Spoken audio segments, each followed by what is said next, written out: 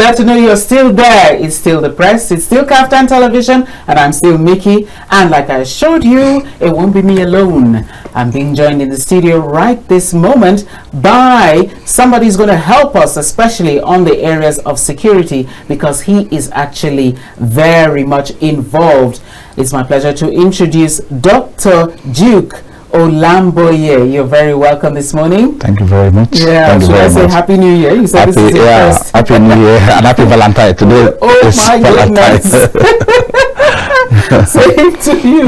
Lover's Day. Yeah. Okay, Dr. Alamboye is, apart from being a public affairs analyst, he's also the organizer of the National Security Summit. Yeah. He is, in addition, the president of the Nigeria Youth Organization. So he's so many caps in one. But we're going to really zero in onto security this morning, because during the break we had a little chit chat, and he told me he was physically present at that meeting where the NSA said made his mind and his feelings known about the visa denial, entry denial by the Embassy of Canada to top bigwigs, the military bigwigs in Nigeria. And who else but him then to be able to dissect those headlines this morning? So, first of all, give us a scoop of what happened yesterday. Well, it's interesting. I think yesterday I was opportune to attend one of the biggest gathering of security personnel. You know, the alumni of security edition that organized it yesterday, yes, led by Mike, the former DG boss, Mike. Okay. Yeah, so it was interesting. It was nice to have such gathering. Okay. The CDS was there. The DSS boss was there himself. Right. The NSA was there himself. Okay. So it was huge, and you can see these three persons. Then the IG of police was represented. Okay. But it was huge. I think two governors were also represented, Edo State and one other governor were represented. So I also represent the youth demography yesterday, alongside 15 other youth leaders that I took to the function. Fantastic. So it was all about how to secure Nigeria. Yeah. And in this process, the CDS was the chairman of the occasion. So while he was giving his speech, he acknowledged the fact that being present here is a blessing to this program, and that was due to the denial he got from the Canadian embassy, even having invited them. They invited them for the program to witness a program in Canada. So while the NSA came on board, I was very, very, very happy. I saw a patriotic Nigerian. I saw a Nigerian that wants the nation to move and have its self-confidence. So he said to hell with Canadian embassy, whatever visa they're talking about, because you cannot undermine Nigerians. I think we are getting there. Time will tell how fast and good we'll get there. So it was nice. I felt that patriotism. I felt that commitment to being in Nigeria when he said it. Aside from that, the man that took the keynote, Wahab, retired General Wahab, also portrays so much confidence in his speech. How Nigerians should be confident to gain back its security edges, border issues, obstacles in the path of fighting, and letting Nigerians know that the issue of insecurity, the fight against insecurity, is for everybody. We have about less than 4 million Nigerians in the service, in the security service, manning over 200 million Nigerians. So you see, the ratio, there's no way. No. We got an information yesterday in the US also. We have almost double of ammunitions, guns in the hands of citizens, more than the population. So you can see how they are fighting insecurity. So most times when you don't have the statistics, you don't have the data, you think that those countries are doing far more better than us. As it is today, they are licensed, anybody can shoot anybody to death. Yeah. So they are also facing their own peculiarities. Yeah. In as much as we face our own, yesterday in that program gave me more confidence to say that, look, if we put our hands together, we will change the narrative of insecurity. I personally stood up to ask a question on the involvement of state governors. We cannot be doing such a huge program of that borders on insecurity where every stakeholder is there. No governor was present. I don't believe in that representative. Even though the MC tried to ridicule me, but I feel that I've made my point known. It's as serious as their political issues. Yeah. If there is no security, if there is no security, there is no growth. If there is no growth, there won't be election. There won't be good transition in government. So I think the governor should start saying this as a core responsibilities. As it is today, all the same geopolitical zones suffers different kind of insecurity. So there is no reason, if there is a call for a security program, we should not have the governors not only being represented. They must be there to discuss the peculiarities of these issues and provide solutions with those stakeholders. They've solely left the issues of insecurity in the hands of the security. Right. To me, that's what it is. Yesterday, one of the lecturers also went down to analyze the involvement of the local government. We're talking about local government autonomy. This Tinubu's administration has given a good stand for that. What I mean is that their resources is going to be paid directly to them. The implication of this now is that they must begin to reach out to the ungoverned spaces. They must begin to be deliberate in developing the local communities. Because let me tell you something. We all used to think Sambisa Forest is just an ordinary forest. Why are the military not conquering Sambisa Forest? But the information I got, I was amazed. Sambisa Forest is a boundless place. It leads into another country. So there's infiltration. Bandits can come in and out of Nigeria through that forest. That's number one. Number two, the forest is so disorganized that you can't even x-ray. You can't even take a look from air. If you want to involve the Navy or the air fighters, you cannot even take a look into that forest from the air. Because once you come low, they bomb you. You don't even know the findings. Number three, the paths. Don't forget it's a rocky area. The path at which these bandits tread is the same path the soldiers will tread. So it's quite a difficult task. They have to create their own routes. They have to analyze, check there. So it's something we all have to put hands together. Some of the soldiers said to me, look, do you know, even some of the communities they've come to fight for is even against them. Because those bandits predominantly are becoming the survivors of that community. So in the community you have 300, 400 persons and soldiers are there. They even give information to the bandits because the bandits provide light for them, social amenities, welfare for them. So we need to start looking at these ungoverned spaces and ensure that we all come together and fight this issue of insecurity. Okay, so insecurity essentially should be every man's business. What was the theme of yesterday's meeting?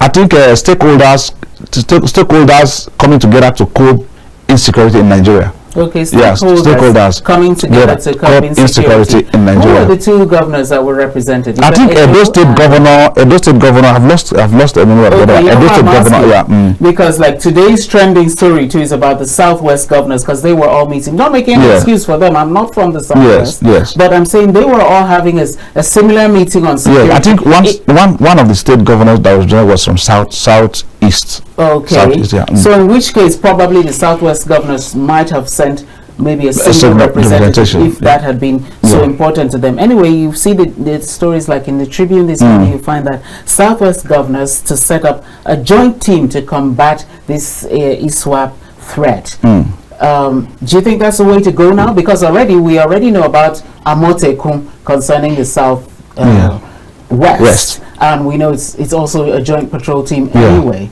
So do you think this is a way to go now to set up another joint team to combat that? It's infinity. Threat is yes. I want to agree that the more they say tough measures for tough people. Right. So the tougher it becomes, tough measures needs to be applied. Right, okay. So I think this is a right direction towards fighting this ISWAP's threat again in the Southwest. I have to give kudos to the Southwest, mostly the governors. You know, in the early stage of these insurgencies and vices in the society, they came together and formed this Amotekun. And you know, prior to this time, we were all scared Amatekun will be used politically. But today, you can agree with me that in the zone, even if the South is a little bit peaceful this period, in the zone, the next in line is the Southwest. True. You can travel from Port Harcourt to Lagos, any of the Southwest states, without fear. So I want to give it to the Amatekun people. So, but if the fight is getting more tougher, see, we are dealing with bandits that are carrying well sophisticated weapons. So they are not just toy kidnappers or whatever we describe them. They are militants. They are well-equipped militants. So the fight is not just for some people allege that the military have left their job to do the work of the police. Is the police fully armed? The police in Nigeria are trained for domestic and internal security. The army, Air Force, or the three other security business are trained for external. What is happening? The issues we have around insecurity today is bigger than the police. Yes. So the police could rather play what I call a backup role. Yes. So a conquered to maintain or sustain conquered environments. Yes. These guys, as well as share intelligence. These guys have well sophisticated. They have drones. So it's not a fight for, and you don't expect the military to sit back to say because they are not trained or they are not, their core responsibility is not to defend the country internally. They must have, everybody must put hands there. So I think the Southwest governors have taken a very good step again. I want every zone to emulate that. They've taken the very best step to ensure that they protect their citizens and the region from this external threat. So to me, it's fantastic. Any method you want to go about it, this is the time. Let me give you one thing that happened again in the summit. When the DSS boss came on board, very fantastic young man. I admire so much the man that is bringing the DSS back to its cultural existence. And everybody that came on stage, all the service chiefs that came on stage, testified to the fact that this is one person that has come to bringing back that culture of the DSS. He made mention of something. It's high time people started defending themselves. The military to defend the country, the number is few, about 3-something million, defending 200-something million Nigerians. Out of these 3-something million, I and you know that majority of them are in the houses of the Buddhists, or let me say the politicians. So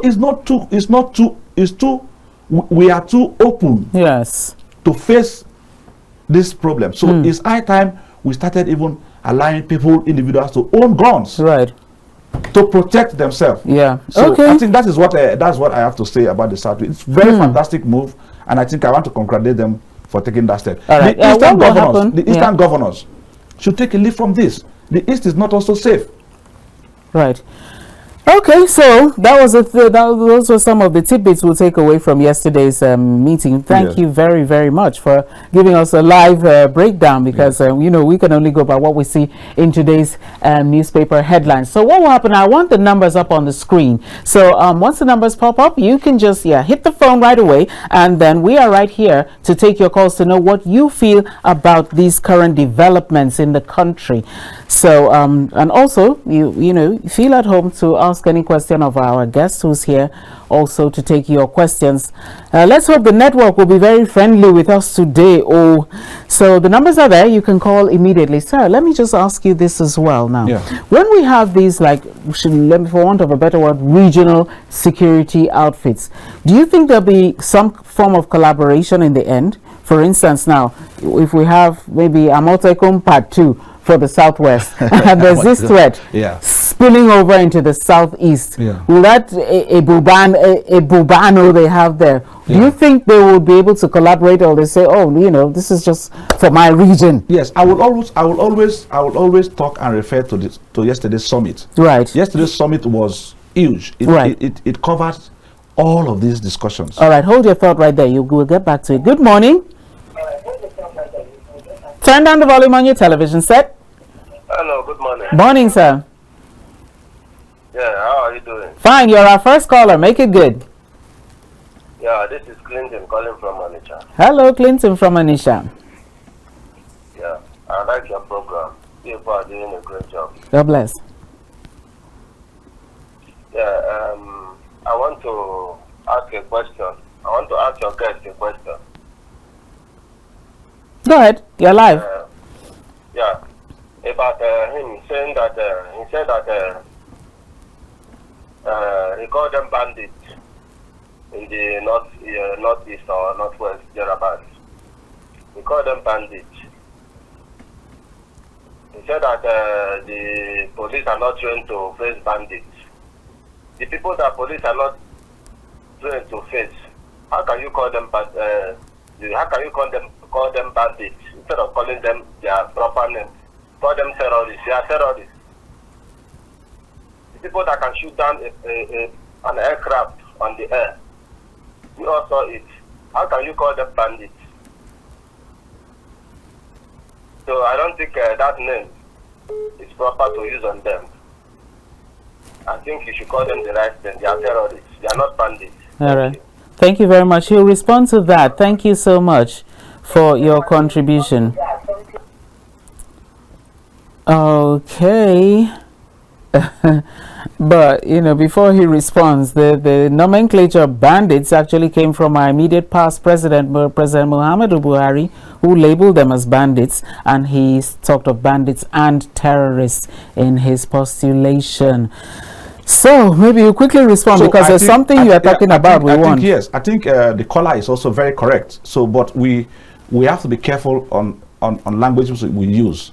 So, but I agree completely with him that the activities amounts to terrorism. So we can also say they are bandits and terrorists. Right. Terrorism, yes, because the activities covers both activities. Morning. Yeah. Good morning. You're live. Good morning. My name is Raymond, calling from Jos. Hello, Raymond from Jos. Yes. The problem we are having in Nigeria, we play politics with everything, virtually everything. So these bandits or whatever, or terrorists or anything, there is politics in it. If we do the right thing, we'll wipe out these people. And I just believe there are some people benefiting from this crisis. If not, I don't see why it's taking so long for this issue, right from Jonathan to the Tinubu regime. These are security agencies. They should just do the needful and let's end this thing once and for all, because lives are going, we are losing money as well, and the country is getting a bad name through this banditry or terrorist or whatever. So please, let's do the needful. Thank you. Thank you very much. Caller from Joe saying we need to do the needful before our image goes sour. We should appreciate the efforts of the military. If you don't have, that is why the National Security Summit is coming up. I think ending of this month or first week of March. We want people to attend. If I was not in that program yesterday, if you are not there to hear military chiefs talk about the struggle to get Nigeria out of this menace, you will not believe. You will think that they just sit down every day. It is the task before them. They are resolved. They are resolute. But, like he also observed, they need every Tom, Dick, and Harry to be involved. If you're not involved, let me give you an instance. Sometimes they strike. And when they strike, and it affects even citizens that we know that are baiting those bandits and the terrorists, Nigerians tend to even complain again. Military have killed innocent Nigerians. But in a community where you have the mixture of them, and the military sees that more of them in that demography at that time are the bandits, what do you expect them to do? To leave such huge amount of bandits? So I agree with him. In some areas they are politicizing it, in some areas they are religionizing it, and all the factors around it. But one thing we have to take home is that this government and the present set of military heads and their boys and their team we have, they are resolved. That's why you're seeing that we are recording progression in the fight against this terrorism. We all have to see something and say something to assist them with very viable informations to help them succeed. The men of the army and other this thing, they are dying on a daily basis. They are entrapped in a daily basis. the work is enormous. It's not something we will sitting down and be just talking, saying things out the way we want. But I agree completely. Politicizing it has made it linger to this moment. If you leave it squarely for the military, they would have gone in their full force and do the needful. But again, people are weighing options day by day to see how this thing will be eliminated without involving innocent citizens totally. Okay. Yes. So for the innocent citizens that are involved, is there any like form of compensation? Did they talk about compensation, or they just talk about blame sharing? Let me tell you something. Let me give you a scenario of what it is. Ungoverned spaces. Yeah. So the terrorists are using, seriously, they are using these ungoverned spaces to perpetrate their evil. Now what I mean is that if you go down the Sambisa down to as if you're leaving Nigeria, you will see lots of communities. And when I say communities, these are few 600, 300, 200 persons settling in a community. And it has land masses. The land mass is obvious. And then there is no thorough demarcation of boundaries. Nigeria, one of the problems Nigeria is facing, not able to solve this issue, is boundary problem. Is boundary problem. You cannot easily identify where is Nigerian boundary. So people can go in and out of Nigeria at will, but within the border lines. So these terrorists, they go out. You know that once you've crossed into another border, somebody here cannot do anything to you. So that drift is also a very big issue. Then within these border lines, there are so many ungoverned communities. All right, let's take another call. Hello, good morning. Hello, good morning. Yes, morning. Yeah, I'm calling from Edo State. Right. Your name, please. I'm Charles Daniel. You're live. Hello? Go ahead, you're live. Okay. The issue is that those people, they are supposed to be named bandits. And they are also terrorists. Even right now in Edo State, we are no longer able to go out anymore.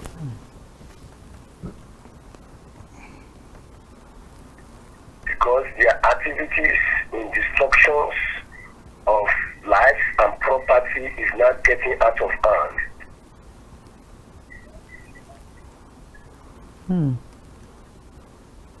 We are pleading if the government can help us to, in terms of increasing their securities, which you have said, they are doing a great work, a great work, but yet they need to improve more on it.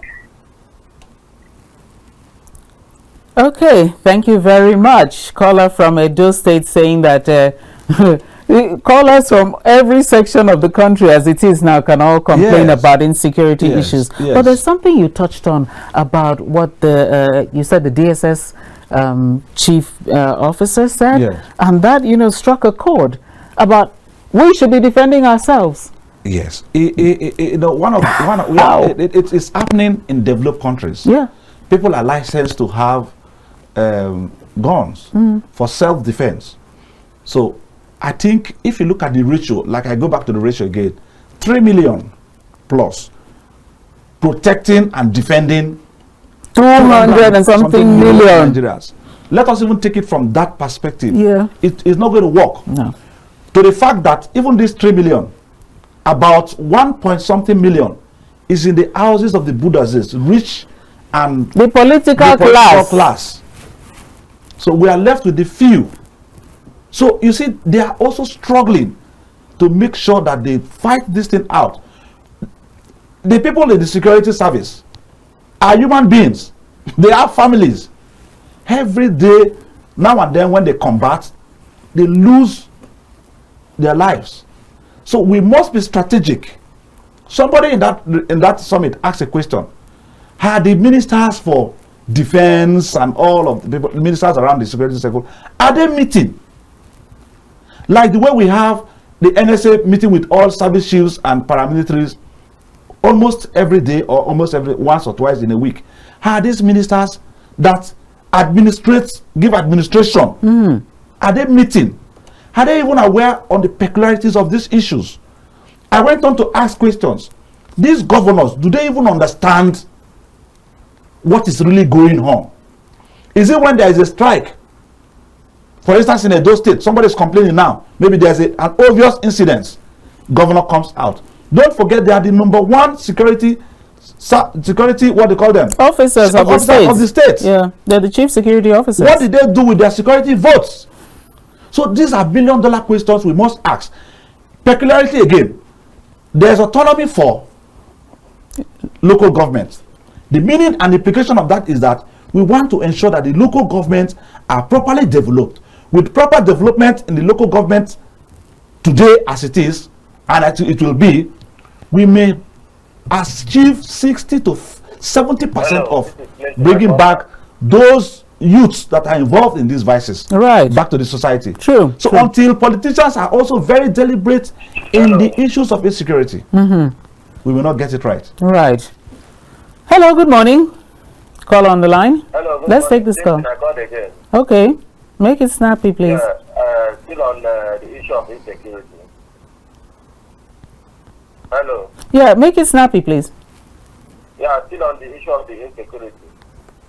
There was a video circulating on social media about January time of concerning these Rubabu people in Imo State. They just got a boy that was going to fetch water, and then somebody threw a bullet on the floor and started telling the boy to pick it. He's a shooter. Before he could know it, they killed the boy just like that, shoot the boy, without proper investigation. Please, I want you people to help us so that the government will hear from us. We are dying a lot in this country. If you are not killed by the security agency that will attempt to protect you, you'll be killed by those bandits or terrorists, whatever they call it. Please, we are dying. Let the government help us, please. Thank you. Right, thank you very much. So he is saying that Nigerians currently are in a catch-22 situation. When you escape the terrorists and killers, you land into the hands of, so-called overzealous security agents. I also thank God for the role the social media is playing.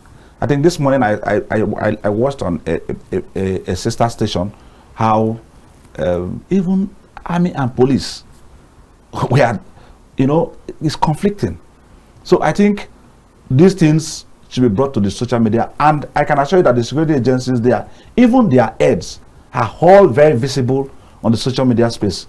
So it's not something you say a policeman today would do something and go away free with it when it is not correct. Instantly they react. The IG is on the social media front, very visible. The CDS, the Chief of Army Staff, the Naval Staff, the Air Staff, they are all very visible. The NSA office is very visible on what they call the social media. So I think it's a gradual process. We'll begin to get the awareness, and it is vested in the citizens.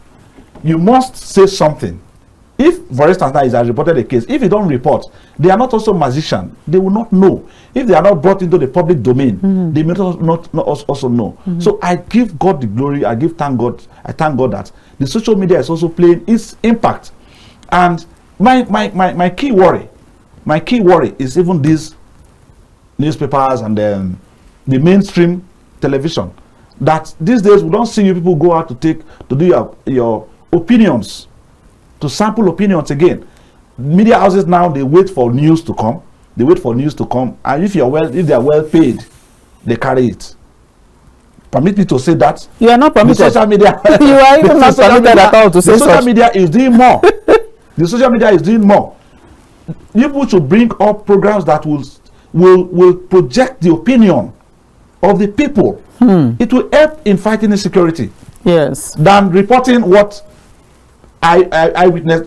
Second class. Let me use the right word. Second class. Well, I'll cut you right there because if for not, that shows you're telling me you don't watch KAFTAN television. I do. Yes, you're telling me you don't watch KAFTAN television. KAFTAN was there. We have thank you, and not even that. We also go out on the road and we do Vox Pop. Exactly. Our Vox Pop has been intensify it. Link Link up with 1 o'clock news, 7 p.m. news. Please, you are telling me you don't watch KAFTAN television? I do. Indirectly. I do. You are reporting yourself. Okay, let's hear from this caller. Good morning. Morning.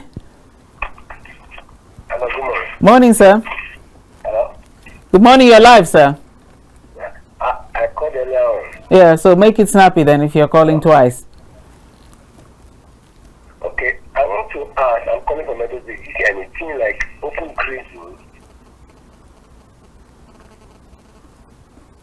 Yeah, open grazing. Nigeria confusion because some herdsmen just enter people's farm, graze on their farm, or put all their product, their cassava and whatever, and nobody is talking anything about it.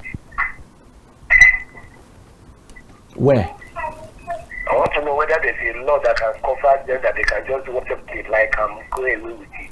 I'm calling from it precisely Eastern West. Yeah, so where did the incident take place? The incident took place at Edo State some weeks ago. Yeah, where in Edo State? Yes. So that, you know. Can you let us know where in Edo State? Which of the local governments? At Eastern West. At East and West. Okay. All right. Thank you very much. Thank you. Okay, this caller from Edo State is giving us a whole lot of Yes. tips about incidences. So I think we have military stations in East and West. So these things should be quickly reported with evidences. Yes. Yeah, because if you don't have evidence and you report, the military is not a junk where you just go and say anything, they take action. So they rely on verifiable evidence that this has happened, and they'll come up to action. So I think you should report it to the nearest what they call military station or police station, so that actions can be taken. Okay. They are not new things. They are herders and farmers issues are things that have been on the domain. So, and if you observe again, in time past, it has also reduced. So what mechanisms have they brought on board to reduce it? Those mechanisms should be maintained. And intensified as well, so that such stories now become thing of the past. So anyway, you know, I'm really curious about the logistics of how, you know, you're going to arm citizens. And the second thing that's also a curiosity to me is, you know, they always announce to us, the security heads always say to us, you know, policemen are not authorized to pick your phone, and they're not this. How do you get that down the downline? Because sometimes I see, you know, awful incidents. Well, not often, but sometimes I see these terrible incidents of police brutality on the road. And I pick up my phone and I just say, "Officer, can I film what you're doing?" And they will look at me as if, you understand? Yeah. Like, you know, first of all, there's that coldness, and then after that, I get a sense of being threatened. You know, like, you want to film us, you know? Yeah. So, I mean, how are we going to be able, you know, to get this evidence across? In the line of duty, like what I watched this morning, in the line of duty, we are not also, it's not also totally correct.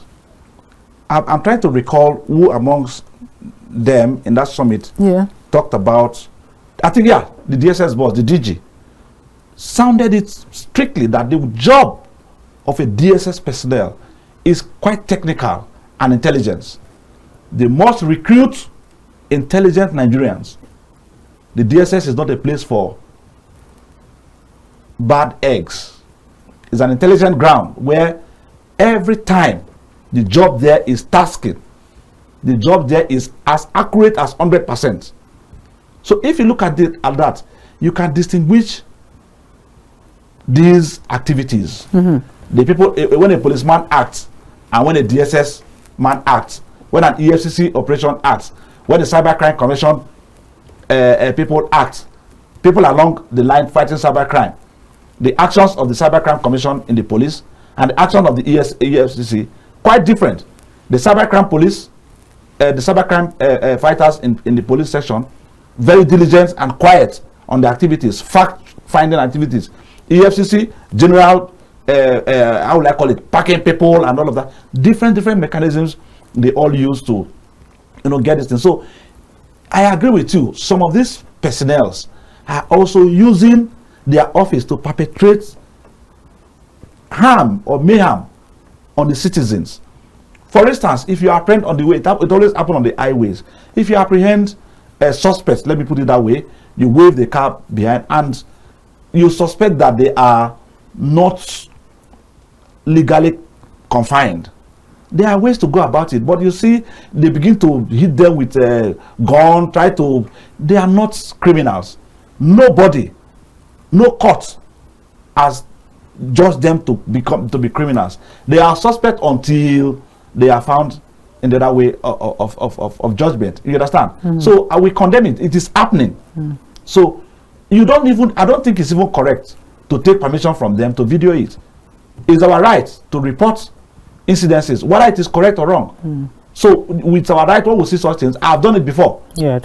I immediately go and film. It was a menace on me. Immediately, as I was talking with him, my cameras were on. I video what was happening, and I told him, well, let's go to your station. I became more confident because we must fish out these bad eggs in the system so that they don't send a common signal, a common, to the police force. The police force is also a nice force that is supposed to protect us. Let us also play the other way around again. Some of these guys, when a policeman apprehends you, they are not devils. They are not wicked persons. They are there to protect us. When they apprehend you and you know that you are free of whatever accusation that is coming or that may come, you surrender yourself. It's the first point. This is always the first point. Immediately a policeman on the highway or in a special ground apprehends you, it's as if the policeman is already faulty for even doing that. That is not the case. So I think we have to check these two approaches from both sides, because there is no fire without smoke. Either the policeman would have been very rude in his carrying out his duty, or the person, the victim or the suspect would have been rude because he's a policeman, being aggressive to him and so what and all of that. I don't talk down on police people, irrespective of where I am. Immediately I'm stopped, I park very well. Sometimes I do self-recognition if I'm in a hurry, or I allow them do their. When there's little conflict, you can also say, I'm sorry. I was driving the other day, I was not on seat belt. A VIO personnel parked me and he said, you're not on seat belt. I said, sorry, please, I just came out from somewhere. I'd already met you. I was already prepared today. He said, please, can I belt up before moving? I had my belt and I moved. So check out that conversation to where I said, I have an outburst, or he said, park, So they differ. And I think we must check those situations to balance the issues on ground. Right. Okay, so time is fast winding down, so maybe you could just give us one or two other security tips, especially from what you learned from that meeting yesterday, because like you said, it was a very high level meeting. Yes. But I want to say I'm quite disappointed in the non-appearance of state governors, because in the first place, governors and local government chairmen should have been there, since it was called about stakeholders meeting. Not only state governors, no traditional ruler. These are the people that governs traditionally the communities. So we didn't see traditional rulers. So, but the National Security Summit is coming, which is organized by the Green Assembly Initiative. This is more of youth inclusivity. Okay. We're inviting about 400 youth leaders in the country from states. This time around, I want to also say, I would write to the commissioners of youth. Right. The commissioners of youth in their states should know that they have a responsibility to play in that when it comes to security issues. So we're also going to write to them, all 36 and 1 of the FCT, to attend this summit. We, in our first edition, we invited the traditional rulers, the Olu of Warri sent the representation, just almost about 8 traditional rulers were present in our show. So this is how large we want it to look like, so that we can discuss issues around this and all of that. My take home, or my advice, what I took home was that Nigeria, all of us need to put our hands on deck to help the security agency, mostly the people at the aim of governance. They need to do a whole lot of people to help these service chiefs and their team. Secondly, let us begin to look at non-kinetics. We are pushing these guys and they are getting more tougher with the kinetic measures. They are getting more tougher. The army came with also gun, and then they are going to intensify their own. It's going to the board. Let us also, like the CDS is seriously advocating, see how we can get to those communities, make them feel the impact of democracy, right, of being governed. Number 3, the border spaces. We need to do, I think there's a commission in charge of border. I want to write to them. What are they doing? What are their duties? Nigeria is porous. I heard we have about how many porous entry and out of the country that does not have security, that is not border. I don't know what language to even use. So there's a lot of infiltration. You know that if you pursue a terrorist outside your country, it ends there. You can't go into the other country. Now let us also take a look at relations, international relations. We are having issues here. We are having issues with almost all the sister nations that are with us. When it was a good relationship, there was nothing too good about it. Is it now that we are not with them that was going to be something? Right. So I think these are the issues on ground we have to take home. Right. Our time is so far spent. We've learned so much. Thank you very much, Comrade Alamboye. That was really, really great. It was great to have you here immediately after that summit to give us a one-on-one. And we've learned so much about security, including the fact that we might, in no future time, have to even protect our own selves. On that note, before I take my leave, I must say we must commend the security agencies as well as the current administration, because there is actually a visible and tangible improvement in the security situation. Like I always say on this program, Christmas time into New Year, the number of deaths would have been uncountable, especially at being a Christian gathering. Southern Kaduna would have been a bloodbath area. But that wasn't so in the last New Year and Christmas celebration. So there has been some improvement. There's room for more. And we are hopeful that with summits and with interactions and with more interest, like you said, on the part of citizens, we will one day, very soon, get our security architecture right. On that note, I'm Mikky Attah saying thank you very much for being a part of this. Divine and the production team, thank you very much. Wishing you, because today is February 14th, a lovely Valentine's Day, even though inflation is catching up with affection, but still enjoy your celebration. God bless. Bye-bye.